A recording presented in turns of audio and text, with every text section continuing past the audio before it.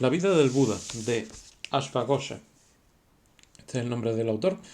De este libro voy a hablar hoy. Se trata de una especie de biografía de Buda, pero no es una obra religiosa ni tampoco es simplemente una biografía. Es un poema épico, es una obra artística, una obra muy refinada que por supuesto contiene elementos religiosos y contiene elementos biográficos, pero el género en el que se basa es un género más artístico que otra cosa. Se considera un gran poema o Mahakavya, como se denominaban en la India, o como todavía se denomina, y es una obra de este autor, de Ashvaghosha, que se supone que vivió en torno al siglo primero o segundo después de Cristo, y por tanto cuando retrata la vida de Buda está hablando de acontecimientos sucedidos ya hace por lo menos unos 5 siglos, una cosa así. Entonces, este autor lo que pretende es, por un lado, hacer una especie de apología del budismo, pero hacerlo, esta defensa del budismo la hace a través de un poema artístico. No es una obra solamente religiosa, como digo, no es una obra erudita solamente, sino que se trata lo que el autor pretende es escribir un poema que cumpla una serie de condiciones artísticas y que luego esto se repitió y se perfeccionó a lo largo de muchos siglos, ya después de esta época, después del siglo primero, segundo después de Cristo, hubo otros muchos autores que utilizaron este género y se dedicaron a perfeccionarlo hasta el punto de que lo llevaron ya a alturas artísticas superiores al de este primer intento, que es el de este libro que voy a comentar. Esta obra se escribió en sánscrito, que es el idioma clásico de la India, o por lo menos el idioma clásico más importante de la India. Equivaldría como al latín para Europa en la Edad Media. Y esta obra, por desgracia, no se conserva por completo, no se conserva completa en sánscrito, sino que esta obra tiene unos 28 capítulos y de esos capítulos se conserva solamente la mitad y de hecho un poco menos en la lengua original, en sánscrito, aunque luego se conocen otras traducciones al tibetano y al chino, que esas sí se conservan completas y por tanto nos permiten conocer el contenido completo de la obra, aunque no sea en su versión totalmente original. Entonces este libro que tengo aquí contiene solamente lo que es la primera mitad de la obra en sánscrito, y luego contiene un resumen del resto de la obra, de las traducciones obtenidas a través de la traducción tibetana y la traducción china. Él también, bueno, ya digo, es como lo que se conserva aquí en sánscrito es la primera mitad de la obra y bueno, de hecho no completa porque las primeras estrofas de este poema también faltan, también están incompletas y se han tenido que reconstruir, pero vamos, solamente son pequeñas lagunas. La parte importante que falta de este poema es la segunda mitad. Y en esta obra se cuenta de una forma poética y con ciertas licencias artísticas y con bueno, bastante uso de elementos mitológicos, de milagros, etcétera, etcétera. O sea, no intenta ser una obra desde el punto de vista que consideraríamos nosotros, de un punto de vista occidental, moderno. A lo mejor tenemos una idea de que el budismo es una religión como muy intelectual y demás, pero en este caso, por ejemplo, en esta obra hay muchos elementos mitológicos, se relatan muchos milagros. No es solamente una descripción, digamos, intelectual, filosófica del budismo y de la vida de Buda bajo ese punto de vista, sino que se incluyen muchos elementos mitológicos, muchos elementos fantasiosos, bajo mi punto de vista, aunque desde el punto de vista de la religión budista, pues no siempre no es así. Los budistas también consideran que este tipo por lo menos algunas corrientes budistas consideran que esto representa unos acontecimientos que realmente sucedieron, Pero desde un punto de vista occidental, pues esto incluye mucha, o de un punto de vista, digamos, escéptico, incluye mucha mitología, incluye eso, descripciones de muchos milagros. Esta historia comienza antes del nacimiento del niño, de Siddhartha Gautama, que luego sería el Buda, y comienza con una profecía que dice que la vida de este niño puede seguir dos posibilidades. O bien se convertiría en un gran rey, en un gran conquistador, o bien se convertiría en un gran sabio. Entonces su padre, que es un rey del norte de la India, por supuesto está mucho más interesado en que se cumpla esta primera posibilidad, que es que el niño lo suceda como un gran rey, y intenta rodearlo de placeres, intenta evitar que este niño reflexione sobre la vida, sobre las circunstancias de la vida, sobre el sufrimiento, sobre todos estos elementos filosóficos que podrían hacer que este niño se volviera hacia, que se orientara hacia una vida religiosa. Y bueno, por tanto, esta es la primera parte de la vida de Buda que se cuenta, es su vida como joven príncipe, que vive rodeado de placeres, pero resulta que en una ocasión sale del palacio y se encuentra con tres cosas. Se encuentra con, él ve a una persona enferma, ve a una persona vieja y ve a alguien que ha muerto, ve un cadáver. Entonces, con esto él comprende la realidad de la enfermedad, de la vejez y de la muerte. Y esto le hace reflexionar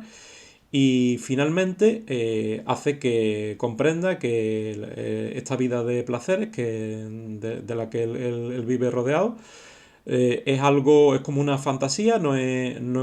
la realidad, y el escapar de esa realidad no tiene sentido, tiene que enfrentarse a ella y por tanto se convierte en una especie de monje, en una asceta, con gran... ignora las súplicas de su padre y de su esposa para que se quede, para que cumpla sus obligaciones como rey, como esposo, y se convierte en un monje, en una asceta. Y primero sigue una vida de grandes privaciones, de gran ascetismo, grandes sufrimientos, pero finalmente llega a la conclusión de que esta vida de sufrimiento lo que hace es distraerlo de esa introspección que él debe realizar, de esa meditación con la cual él debe llegar a comprender cuál es el fin del sufrimiento, cuál es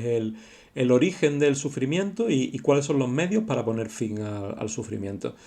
Entonces se pone a meditar y finalmente pues llega a la iluminación, comprende cuál es el funcionamiento del ciclo de reencarnaciones y cómo poner fin a ese ciclo. Bueno, esto es la teoría clásica budista, son es la doctrina del budismo, y esto se relata en este libro, aunque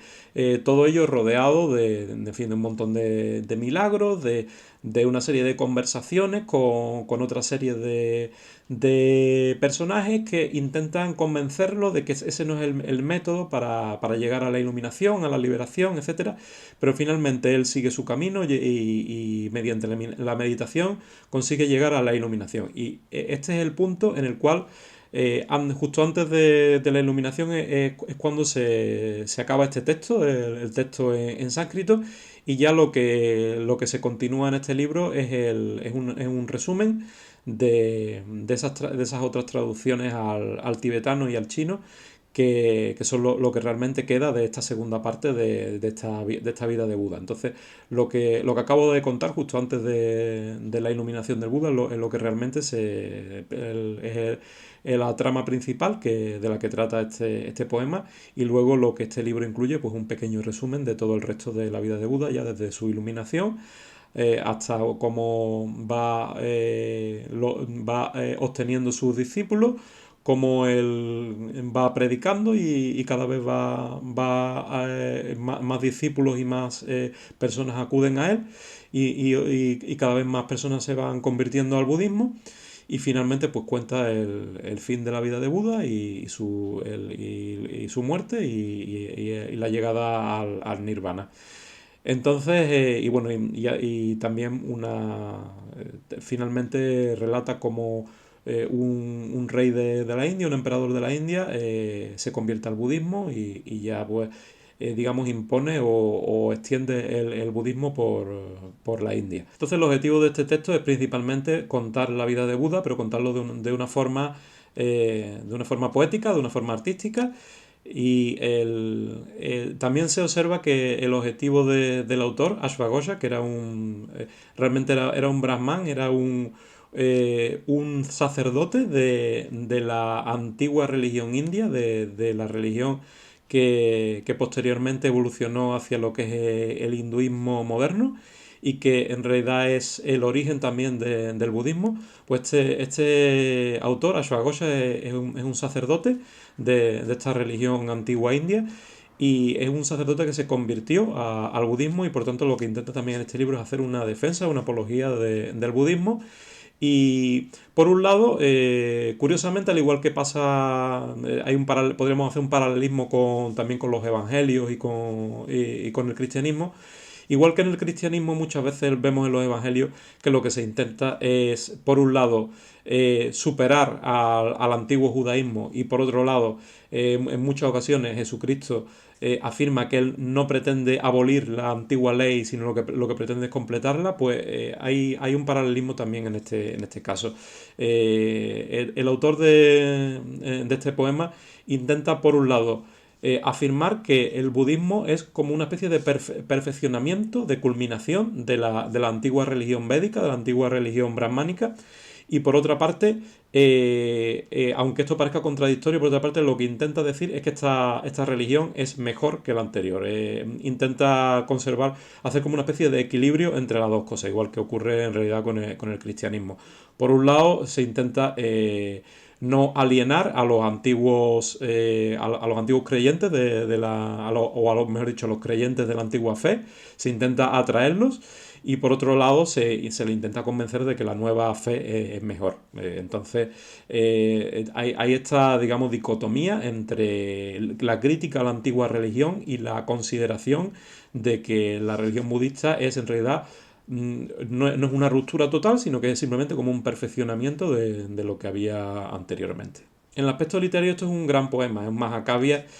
que lo que intenta es desarrollar una serie de temas entre los cuales se incluye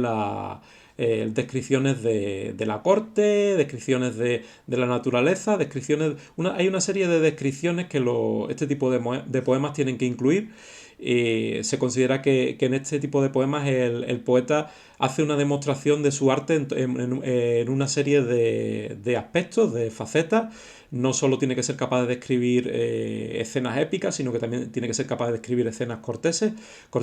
tiene que ser capaz de describir elementos de la naturaleza con una gran precisión, con una gran finura.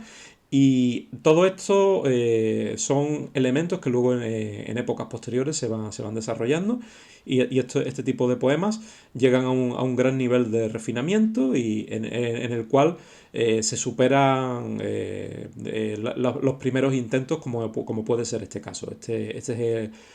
Se puede considerar que es el primer poema de este tipo, del siglo I, segundo después de Cristo, y luego durante los siglos posteriores se escribieron muchos más poemas de este tipo. También el poeta hace gala de ser capaz de usar una gran cantidad de de tipos de estrofas distintas, etcétera. Desde un punto de vista puramente técnico, métrico, el poeta tiene que demostrar no solo su dominio de estos temas que he mencionado, sino su dominio de las técnicas poéticas, incluyendo todo tipo de estrofas, etcétera. Respecto a la edición propiamente dicha, ya comento que esto es una edición bilingüe. Contiene el texto sánscrito original y contiene en páginas enfrentadas, contiene una traducción al inglés. Y bueno, esta colección, la verdad que es bastante buena, es una colección para estudiosos, por lo menos personas interesadas en el sánscrito, y es una biblioteca de tomos de literatura sánscrita que además tienen, bueno, la transcripción que se hace del sánscrito, la verdad que es bastante buena. Es una transcripción diseñada especialmente para esta colección que permite conocer cuáles son todos los detalles del texto original. Aparte del texto original en sánscrito y la traducción al inglés, esta edición incluye al principio una serie de detalles técnicos sobre la transcripción, y enseguida pues entra en una introducción por parte del traductor y editor en general, donde bueno, da una serie hace una especie de comentario de texto, indica cuáles son las ideas principales, en fin, lo que se suele, el tipo de comentario que se suele dar en este tipo de libros, como introducción. Y que a mí en muchas ocasiones me parece que son un poco redundantes. Es cierto que, en fin, alguien que posee unos conocimientos especializados de este nivel, pues siempre da una serie de datos que son interesantes. Entonces pienso que no es este el único caso en el que me he encontrado introducciones de este tipo que para mí suponen una decepción, porque no, realmente pienso que una introducción lo que debe hacer es poner el texto a disposición del lector, de un lector no especialista, dar los detalles que un lector especialista no conoce, pero no intentar interpretar el texto para el lector, porque eso es un trabajo del propio lector. Y en fin, sí, siempre es interesante que se den ideas, se den detalles que el lector no conozca, pero en muchas ocasiones incluso se hacen resúmenes de la obra y todo eso, que son completamente innecesarios, porque el lector se supone que va a leer esta obra después de leer la introducción. Entonces no tiene ningún sentido que en la introducción me cuente cuál es la vida de Buda, cuando lo que voy a leer en el texto en sí es la vida de Buda. No, es algo que francamente me parece un poco absurdo, y que muchas veces me da la impresión que simplemente los editores, los traductores, como en este caso los que realizan este tipo de ediciones, lo que intentan es, como normalmente son especialistas y han publicado otros libros sobre el tema, lo que intentan es introducir en esta introducción, o más bien a lo mejor desviar al lector hacia esos otros libros, o a los temas que realmente le interesan a ellos, y no poner a disposición del lector los elementos que necesitaría para entender mejor esta obra. Y bueno, aparte de esta introducción del texto original, de la traducción, pues tenemos también el resumen de la parte de la obra que no se conserva en sánscrito, o sea, de la segunda mitad de la obra, de hecho. Un resumen de lo que serían las traducciones tibetanas y chinas de esta segunda parte de este texto. Es un resumen realmente bastante breve, son unas pocas páginas comparado con lo que ocupa el texto original sánscrito. Y tenemos también una serie de notas que son notas sobre son referencias que se hacen en el texto, ya digo, cuando se mencionan nombres de personajes que un lector no tiene por qué conocer, o cuando hay cualquier elemento que el traductor ha pensado que es interesante referenciar o detallar para el lector. Esto sí está bastante bien, y es para lo que pienso que se debería, es lo que pienso que estas ediciones deben poner a disposición del lector. A continuación hay una lista de tipos de estrofas, que bueno, esto es solamente una página donde se detallan cuáles son las estrofas, los tipos de estrofas que hay en este texto, y cuáles son, y se identifican por su número, cada una de ellas. Pero como ya comento, no en ningún punto se explica qué es lo que son estas estrofas, o sea que esto es algo que como que el autor da por sabido, y mientras que se pone a explicar otras cosas que son más evidentes, deberían ser más evidentes para un lector moderno, pues este tipo de cosas no las explica. Por eso es lo que digo, por eso es mi queja anterior. Y bueno, hay un glosario de nombres que esto también es interesante, una serie de referencias que un lector occidental tampoco tiene por qué conocer, y que se da aquí una especie de glosario de estos nombres. Y finalmente pues el típico glosario final con los números de páginas, referenciando cada nombre, cada término que se incluye, cada término de interés que se incluye en este libro. Y bueno, para finalizar voy a leer una página una página de la traducción. Aquí está en inglés, voy a leer una traducción de andar por casa que he hecho sobre esto. Esto es ya la parte, es el comienzo del último capítulo de este libro,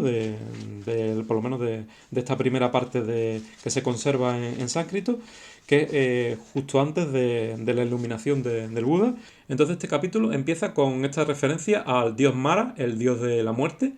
y cómo este dios intenta evitar que el Buda logre la iluminación y por tanto acabe con su reino, con el reino de la muerte. Esto, como se ve, es también un elemento mitológico. Es algo que no es, bajo un punto de vista occidental, pues no sería estrictamente la doctrina budista o no sería estrictamente una descripción religiosa, sino que aquí estamos viendo cómo hay un dios que interviene para evitar que el Buda alcance la iluminación. Es otro de esos prodigios, de otros tantos prodigios que se narran en este libro, en esta descripción, en esta biografía de Buda. Voy a comenzar a leer el texto, la traducción de este texto, que dice así. Cuando ese gran sabio, nacido en el linaje de grandes sabios, se sentó allí con el compromiso de ganar la liberación, el mundo se regocijó. Pero Mara, enemigo de la doctrina verdadera, tembló de miedo. El que la gente del mundo llama Dios deseo, el de las flechas de flores y el arco colorido, el que supervisa la acción de las pasiones. A ese mismo le llaman Mara, el enemigo de la liberación. Sus tres hijos, agitación, excitación y orgullo, y sus tres hijas, descontento, delicia y sed, preguntaron por qué su mente estaba tan alterada. Él les contestó lo siguiente. Ese sabio que lleva la armadura de la convicción, que tensa el arco del coraje con la flecha de la perspicacia, está ahí sentado queriendo conquistar mis reinos. Por eso mi mente está abatida. Pues si consigue derrotarme y proclama al mundo el camino de la liberación, entonces hoy este reino mío quedará vacío, como el del rey de Videha, cuando se extravió de la senda verdadera. Así que, cuando aún no ha logrado el entendimiento, mientras permanece todavía en mi dominio, voy a ir allí a hacerle quebrantar sus votos, como la crecida de un río quebranta un dique. Este es el estilo más o menos de este texto, por eso he considerado apropiado dar este pequeño fragmento. Pues eso es todo, gracias y hasta la próxima.